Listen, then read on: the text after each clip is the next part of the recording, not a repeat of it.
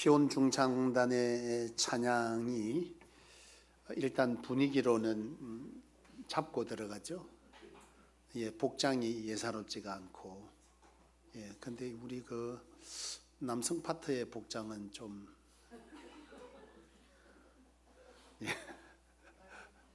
예, 이 여성 파트는 이 포인트가 있던데 남성 파트는 포인트가 없어서 뭔가 했더니 다들 인물에 자신이 있으신지 따로 뭐 한 건 없더라고요. 늘 우리의 이 오후 예배를 위해서 더욱 하나님의 영광이 또 성도들에게 은혜가 끼치도록 하기 위해서 올해 4주 동안 연습을 하더라고요. 보니까 매주 수요일 저녁 그렇게 연습을 해서 이처럼 단에 올라서서 하나님께 영광 올리는 이 시온 중창단의 찬양 귀한 은혜가 되는 줄로 믿습니다. 우리 선포합시다. 모이면 기도하고 흩어지면 전도합시다. 하나님께서 하십니다.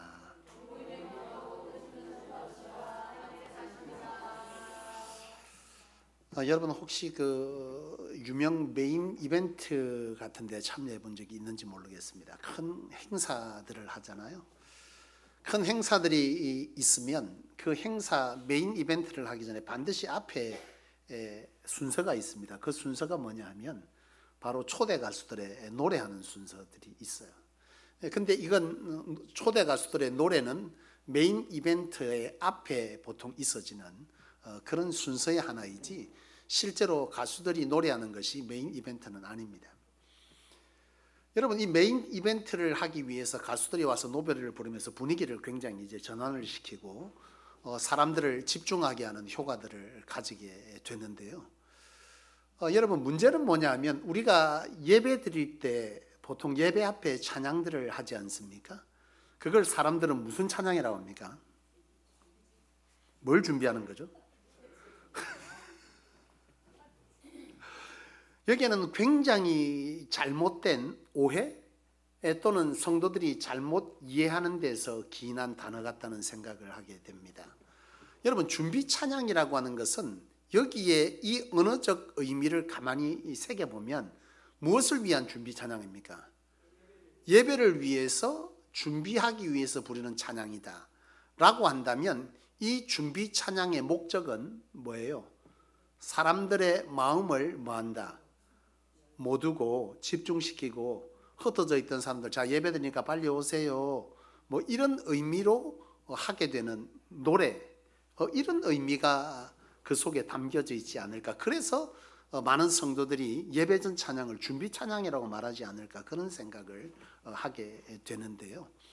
오늘 여러분들이 이 찬양에 대해서 성경은 어떻게 말하는지를 알고 우리가 조금 잘못 생각하고 있는 찬양에 대한 생각들을 달리하는 시간이 이 시간이 될 수 있기를 원합니다. 여러분 찬양이라고 하는 이것에 관해서 여러분 사람들은 보통 노래를 하는 것에 요즘 참 많은 사람들이 모이더라고요. 뭐 요즘처럼 코로나가 만든 우리 문화 중에 하나가 뭐였습니까? 코로나 때문에 굉장히 활발해진 문화가 있는데 그게 노래라고 하는 거죠. 특별히 이 대한민국의 K-컬처라 그래서 코리안 문화가 이제 굉장히 많이 생겨났는데 그 중에 하나가 코로나 때 사람들이 모이지 못하니까 뭘 주로 했습니까? 경연 대회를 많이 했잖아요. 그죠? 뭐 미스트롯 여러분 안 보신 것처럼 딱 잡아대고 앉아 계신데 미스트롯, 미스터트롯 이런 그 굉장히 그렇죠. 그런 프로그램들이 굉장히 왕성하고 또 잘 됐어요. 그러면서 그때 당시에 그런 어떤 오디션 프로그램 때문에 우리에게 잘 알려져 있지 않은 가수들, 무명의 가수들이 하루아침에 스타가 되는 이런 일들이 굉장히 일어났지 않습니까? 그 중에 대표적인 한 인물이 누굽니까? 예. 많이 보신 분들은 바로 압니다. 임영웅이라는 가수. 예. 이 임영웅이라는 가수가 하루아침에 사실 별로 이름이 없던 무명에 가까운 가수였어요. 사람들이 뭐 겨우 어디서 봤습니까? 전국 노래자랑 그게 메인 가수도 아니고 그냥 한번 지나가는 가수 정도였던 그가 하루아침에 오디션 프로그램에 1등을 하면서요 이게 뭐 이제는 글로벌 스타가 됐죠. 요즘 TV에서 잘 보기도 힘듭니다. 해외 방송들도 굉장히 많이 나가고 이렇게 하는데요. 한 해 벌어들이는 수익이 어마무시하다고 합니다. 네, 관심이 없습니다. 왜냐하면 1,700억은 내하고는 상관없는 돈이기 때문입니다. 그리고 그 돈에는 저는 관심이 없습니다. 1,700억 줘도 싫습니다. 왜냐하면 1,700억이 결국 우리의 삶을 뭐하기 때문에요? 하나님 중심에서 그거 써야 되기 때문에 사람 중심으로 바뀔 수밖에 없죠. 뭐 어쨌든 그런 노래 오디션 프로그램들이 우리의 삶에 굉장히 많은 영향을 미쳤고요. 그때 당시에 사람들이 굉장히 심적으로 굉장히 피폐해졌습니다. 왜냐하면 이 코로나로 인해서 사람들의 접촉을 계속해서 막았고 사람들의 만남이 없어지면서 계속 고립되는 상황들이 많이 생기면서 TV 프로그램 모니터만 보게 되는 이런 현상들이 생겼고 그것에 의해서 우울감들이 굉장히 심했던 사람들이 거기에 의존하는 경우들이 굉장히 많았어요. 그러니까 평소 같으면 그냥 노래 들어도 그냥 웃고 뭐 그냥 박수치며 따라 부를 정도인데 이 코로나 때 그 가수들이 불렀던 노래들 때문에 상당 부분 사람들의 마음에 뭐가 됐어요? 위로가 되어지는.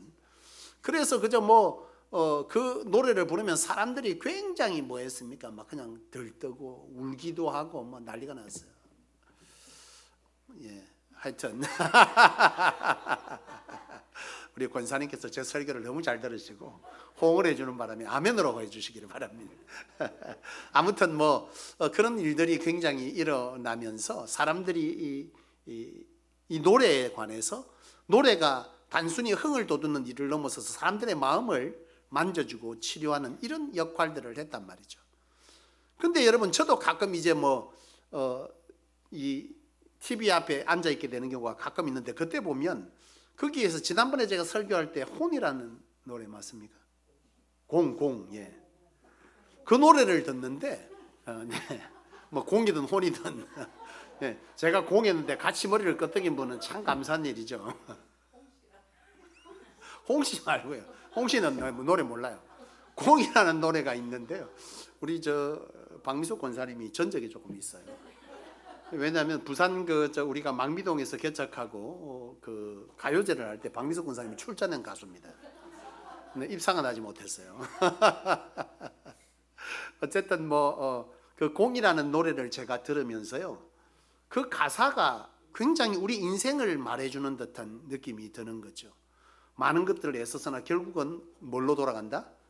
우리의 인생은 다 공이더라. 아무것도 남는 것이 없더라. 이런 어떤 내용들이죠. 굉장히 철학적 내용을 다루는데요. 그것이 저는 저에게 가끔 그런 노래들의 가사가 참 놓치고 있는 우리의 삶을 한 번쯤 돌아보게 한다는 점에서 경우에 따라서 사람들이 왜 저 가요를 들으면서 우는지에 대해서 공감을 하게 되더라고요. 왜냐하면 자기가 열심히 살았는데 자기 주변에 돈은 있지만 명예는 얻었는데 정작 사랑하는 사람 다 잃고 결국 허무하게 내가 지금까지 뭘 하며 살았지? 또는 우리 주변에 보면 열심히 살아서 그런 말들 하잖아요. 악착같이 살아서 모으고 세우고 해서 이제 겨우 뭐하게 됐는데 살만해졌는데 암 걸린 거죠. 엊그저께 제가 사모하고 얘기하는데 부산에 한 분이 이사장인데 그분이 그렇더라고요. 갑자기 어디 한 곳에 모퉁이 땅을 사서 커피숍을 차렸는데 그 커피숍이 대박이 난 거예요. 그래서 돈을 엄청나게 버는 거예요. 근데 갑자기 암 선고 받아버린 거죠. 그 사람이 그러는 거예요. 참 인생 그렇다. 여러분 이런 사람들에게 어떠한 노래들은 그들로 하여금 뭐 하겠습니까? 그런 노래들을 들을 때 위안이 아니고 공감되어지면서 참 여러 가지로 사람 마음들을 그렇게 만들 거예요. 여러분 그런데 오늘 우리가 알아야 될 것은 우리가 부르는 이 찬송이 그러한 것에 머물 수 있는 것이 아니라는 거예요. 우리의 찬송이 세상의 사람들의 마음을 움직이는 위로를 목적으로 위안을 목적으로 사람들을 집중시키는 목적으로 사람의 기분을 들뜨게 해서 예배 가운데 기쁨을 주는 그런 목적으로 불려지는 노래가 찬송이 아니다라는 것이 성경이 말해주는 찬송에 관한 말씀인 거죠. 여러분 이 찬송은요 단순히 사람들에게 불려지는 것이 아니라 찬송의 목적은 두 가지가 있습니다. 찬송가에 기록된 찬송은 무엇을 위한 곡일까요? 예배곡입니다. 그러니까 철저하게 하나님을 노래하는 노래들은 찬송가에 기록되어져 있고요. 여러분들이 보통 부르게 되는 오늘 이 찬양 인도자는 우리 미겸 청년이 불렀던 CCM 복음성가라고 하는 것은 뭘 목적으로 하죠?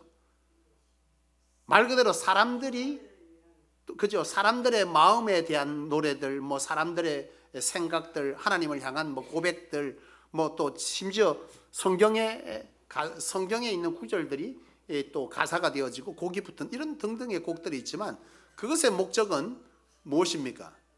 네. 네, 참 감사한 일이에요. 졸라고 하면 자꾸 울려주고. 예, 어쨌든 뭐 이런 찬양이라고 하는 것은 단순히 우리의 마음과 기분을 들뜨게 하는 것에 목적을 둔 것이 아니라 철저하게 하나님을 예배하거나 사람들로 하여금 신앙을 갖도록 신앙에 대해서 고백하는 신앙의 고백들이 담겨져 있는 복음적 내용을 담은 노래들이 말 그대로 복음을 전하기 위해서 불려지는 그런 목적으로 지어진 곡들이 대부분 다 찬송이나 찬양에 있죠. 여러분 중요한 것은 뭐냐면 성경이 찬송에 대해서 뭐라고 말하고 있느냐라고 하는 거예요. 여러분 찬송은 우리가 생각하는 마음의 위로를 넘어 굉장히 중요한 일들을 일으키는데 그것이 첫 번째가 뭐냐면 우리가 부르는 이 찬송이 하나님의 임재를 일으킨다라고 하는 거예요. 그러니까 우리가 예배 전에 부르는 찬송이나 예배 중에 부르는 이 찬송은 여호와의 성호를 노래하고 하나님을 높이는 것인데 이 찬양 중에 하나님이 뭐 한다는 거예요? 임한다라고 하는 것을 성경은 기록하고 있습니다. 우리가 여러분 읽었던 함께 오늘 이 본문 시편 22편은 다윗의 시인데요. 이 시편 22편 오늘 읽었던 3절 한번 보세요. 이스라엘의 뭐 중에요? 찬송 중에 거한다 하나님이 그렇게 고백하는 것은 이것은 다윗의 고백인데요. 다윗은 철저하게 하나님을 찬송했던 사람입니다. 그가 많은 전쟁을 치르기도 하고 그리고 많은 도피 중에 있었고 많은 여러 가지 삶 가운데 실패나 성공을 거듭하는 그런 일들을 이 다윗은 했는데요. 항상 그의 삶 가운데 끊이지 않았던 것이 있다면 그것은 바로 찬송이라는 거예요. 다윗은 찬송에 대해서 각별히 하나님의 은혜를 입었던 사람이고 하나님의 임재를 경험했던 사람입니다. 그래서 여러분 우리가 알다시피 다윗이 법궤가 들어올 때 찬양할 때 뭐 했어요? 춤을 췄다 그랬잖아요. 여러분 다윗은 그때 당시에 평민이 아니라 왕입니다. 채통이 있는 거죠. 그런데 그 다윗이 그와 같이 찬송에 반응할 수 있었던 것은 찬송 중에 누가 거한다는 거예요. 여호와가 임한다는 사실을 그는 너무나 잘 알고 있었어요. 자기가 힘들 때 어려울 때 힘이 붙일 때 하나님의 도움이 필요할 때 그는 늘 찬송을 불렀고 그 찬송 중에 하나님이 함께 하시고 그 하나님이 자신의 심정을 붙들고 그 하나님이 자신의 마음에 위로가 줄 뿐만 아니라 두려움을 이기게 하고 답답함을 이기게 하고 묶인 것을 풀리게 하는 이런 일들을 이 다윗은 경험했던 것이죠. 그래서 다윗은요 그의 삶 속에 찬양이 끊이지 않았던 사람이 바로 다윗입니다. 여러분 이 다윗의 시에는 찬송, 찬양하라 이런 등등의 얘기들이 굉장히 많이 기록되어져 있어요. 그것은 그만큼 찬양이 단순한 자기 감정을 부르는 노래가 아니라 하나님을 철저하게 자기의 삶의 자리에 어려움의 자리에 심령의 자리에 뭐하는 오게 하는 임하게 하는 능력이 있음을 이 다윗은 알았던 것이죠. 여러분 반대로 이 찬양이라고 하는 것은 누가 가장 싫어하는 것일까요? 맞습니다. 사단입니다. 어떤 학자는 그런 표현을 합니다. 이 찬양을 많이 연구했던 찬양 학자들 중에는요, 이 찬양 우리가 찬양을 부를 때 사단은 이 찬양 소리에 굉장히 괴로워한다. 어느 정도로 그 자극을 받느냐라고 할 때 그의 표현을 그대로 빌리자면 찬양 중에 거하시는 하나님이라는 책에 그 부분이 있더라고요. 항목이 제가 그 찬양 중에 거하는 하나님이라는 책을 읽은 적이 있는데요. 거기에 보면 그분은 그렇게 소개하고 있어요. 우리가 찬양을 부르면 사단이 어떤 느낌을 받느냐. 여러분 혹시 그 유리에다가 목 같은 거로 이렇게 긁어본 적 있습니까? 찌직찌직 이런 소리나 분필 같은 거 왜 흙판에 이렇게 찍 하면 어떻게 돼요? 막 머리카락이 쭈삣쭈삣 서잖아요. 사단은 그와 같은 우리의 찬양에 그와 같은 괴로움을 느낀다 라고 하는 표현을 썼을 만큼 사단이 가장 싫어하고 사단이 가장 함께하기 어려운 자리가 뭐라는 거예요? 하나님의 사람들이 그 마음에 전심으로 여호와를 찬양할 때 사단은 그곳에 있기가 힘들어진다는 거죠. 그래서 여러분 많은 경우에 우리가 하나님을 부르고 하나님을 향해서 기도할 때 찬양을 부르는 이유는 바로 뭐예요? 사단이 쫓겨가고 하나님의 영이 임하는 역사가 이 찬양 중에 있다라고 하는 점에서 우리가 찬양을 이와 같이 적극적으로 노래하게 되는 것이죠. 여러분 그렇습니다. 오늘 여러분들이 찬양하는 그 찬양은 하나님을 우리의 예배의 자리에 초청하고 임하게 하는 능력이 있는 줄로 믿으시기를 원합니다. 그렇다면 단순히 하나님이 임한다라고 하는 것은 그 어떤 뒤에 어떠한 것이 일어나겠죠. 당연히 하나님이 임하는 것은 늘 뭐가 있습니까? 기적이 있죠. 어떤 기적이 있냐라고 하는 것인데요, 여러분 사도행전 16장에 보면 바울과 실라가 복음을 전하다가 매를 맞고 옥에 갇히지 않습니까? 바울과 실라가 복음을 전하다가 매를 맞고 옥에 갇혔을 때 여러분 많은 경우에 우리는 생각하게 될 거 아니에요. 내가 지금 주를 위해 열심을 냈고 복음을 전했는데 하나님 왜 나를 이 옥에 가두게 하시냐, 하나님 어떻게 해야 되는 거 아니냐, 이거 너무한 거 아니냐, 이런 등등의 생각들을 충분히 할 수 있을 것 같습니다. 그런데 바울과 실라는요, 불평보다 무엇을 선택했을까요? 찬양을 선택한 거죠. 불평의 상황에서, 이해되지 않는 상황에서, 어려움의 상황에서, 묶여진 상황에서 이 묶임을 풀기 위한 그가 선택한 것은 불평이나 원망이나 사람을 찾는 것이나 머리를 굴리는 이런 것이 아니라 하나님을 뭐한 거죠? 찬양한 것입니다. 하나님의 임재를 경험하기 위해서 하나님을 찬양했고, 그곳에 성경은 기록하기를 뭐가 일어났다고요? 묶인 것이 풀리는 역사가 일어났다. 그를 묶고 있는 착고로부터 모든 옥의 문들이 다 열려지는 역사가 일어났다. 즉 다시 말하면 우리의 삶에 영적으로 육적으로 묶인 것들이 찬양 부를 때 뭐 한다는 거예요? 풀려지는 역사가 있다라고 하는 것을 바로 이 사도행전 16장은 고스란히 기록하고 있는 것입니다. 여러분들이 찬양할 때 우리의 삶에는 찬양을 하고 싶을 때, 찬양을 하기 싫을 때 우리의 감정에 의해서 선택하겠지만, 이 찬양은 단순히 우리의 감정을 묻어내는 노래가 아니라 하나님의 임재를 경험하게 하고 하나님의 능력, 묶인 것을 풀게 하는 역사가 있는 줄로 믿고, 여러분 그 어떤 상황 속에 찬양을 선택하는 그런 여러분들의 영적 믿음의 은혜가 있기를 주의 이름으로 축원합니다. 그렇습니다. 여러분 찬양은 우리의 삶에 영적으로 묶인 것을 풀게 하는 역사가 있는 줄로 믿으시기를 바랍니다. 또한 여러분 하나님의 임재, 바로 이 하나님의 임재, 찬양 중에 임하시는 하나님은 놀라운 일들을 일으키시죠. 그것이 어디에 기록되어 있냐? 여러분 이 구약 성경에 보면 역대하 20장에 바로 여호사밧이 전쟁하는 것이 기록되어져 있습니다. 이 여호사밧, 유다의 여호사밧 왕이 전쟁을 이루는데 연합군과 함께 전쟁을 하게 돼요. 이 연합군은 모압, 암몬, 세일이라고 하는 아주 강대국들이 똘똘 뭉쳐가지고 이 유다를 잡아먹겠다고 전쟁을 일으키는데요, 사실 유다가 이 강대국들을 이길 힘이 그들에게는 없어요. 왜냐하면 유다는 너무나 작았거든요. 이때 본인들이 할 수 있는, 여호사밧이 할 수 있는 것은 무엇이었을까요? 그냥 고스란히 앉아서 당하는 것 외에는 그들이 할 수 있는, 뭐 항변하고 나아가서 전쟁 치러서 이긴다, 상상할 수 없는 상황인 것이죠. 그런데 이 여호사밧이 기가 막힌 걸 합니다. 뭘 했을까요? 찬양대를 세웁니다. 전쟁 중에 찬양대를 세우세요. 찬양을 부르게 한 거예요. 우리는 성경을 역대하 20장 이하에 보면 놀라운 역사가 일어남을 기록하고 있습니다. 전쟁을 하는데 찬양대를 세운 거예요. 소위 말하면 지금 내일 전쟁을 치르러 가야 되는데 여러분 시온 찬양대를 세워서 전쟁터 입구에 세워놓고 뭐하게 한 거예요? 전쟁하겠다고 전부 다 군사들이 진을 치고 있는데 거기에 찬양대가 떡 나가서 뭐 하는 거예요? 창은 다 뒤집어놓고 노래를 하고 있습니다. 하나님을. 그때 하나님께서 뭐 했다는 거예요? 친히 그 상황을 뭐 했다는 거죠? 정리하시고 승리로 이끌어 주셨다라고 하는 것이죠. 이걸 오늘의 우리의 얘기로 바꾸면 우리의 삶에 여러분 여러 가지 우리는 영적 전쟁을 치르고 있습니다. 많은 문제가 있고 우리의 삶에는 어려움들이 있고 해결해야 할 것들이 있을 때 그때 우리를 두렵게 하고 내가 어떻게 해야 될지를 모르는, 내가 어떤 힘도 쓸 수 없는 그 상황 가운데 몰려날 때 우리의 입술에 찬양을 부리기는 쉽지 않겠죠. 그러나 우리가 그 어려움, 그 문제들, 내가 해결할 수 없는 그 어떤 문제들에서 이길 수 있는 유일한 길이 우리에게는 남아있지 않다라고 하는 거예요. 그럴 때 우리가 선택할 수 있는 것은 바로 오늘 이 말씀을 통해서 가르쳐주는 하나님을 향한 무엇이 필요한 거죠? 찬송이 필요한 것입니다. 여러분들이 찬송할 때 우리가 능히 감당할 수 없는, 해결할 수 없는 문제들이 하나님으로 해결되는 역사가 일어날 줄로 믿으시기를 원합니다. 그것이 하나님의 말씀이고 이 사실을 믿고 부르는 믿음이 있는 자의 찬송은 반드시 하나님의 역사를 일으키게 될 줄로 믿습니다. 여러분 그것이 믿음인 것이죠. 이것이 가능하냐? 아이고 뭐 찬송이 그런 능력이 있다고. 그래 찬송이 우리의 마음을 좀 울적할 때 기분을 조금 달래주고 내 몸이 처질 때 조금 신나게 해주고 뭐 그 정도이겠지라고 생각했다면 오늘 이 시간 이 성경 말씀이 하나님의 말씀이고 이 말씀이 여러분 안에 능력이 된다는 사실을 믿는 믿음으로 여러분들이 찬양에 대한 생각을 바꿀 수 있기를 원합니다. 우리의 예배 중에 우리의 기도회 중에 드려지는 찬송에 여러분들의 영혼을 불어넣으십시오.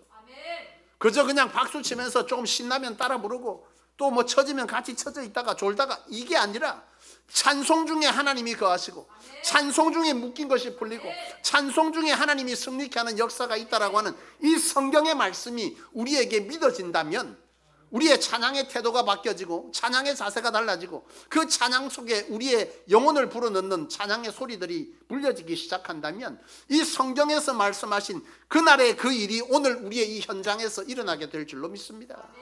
여러분, 찬양은 그런 것이죠. 다윗은 그 찬양의 맛을 알았던 사람입니다. 남들이 어떻게 보든 신경 쓰지 않았어요. 왜요? 찬양은 하나님의 임재이자 능력인 것을 다윗은 누구보다 경험했던 사람이기 때문이죠.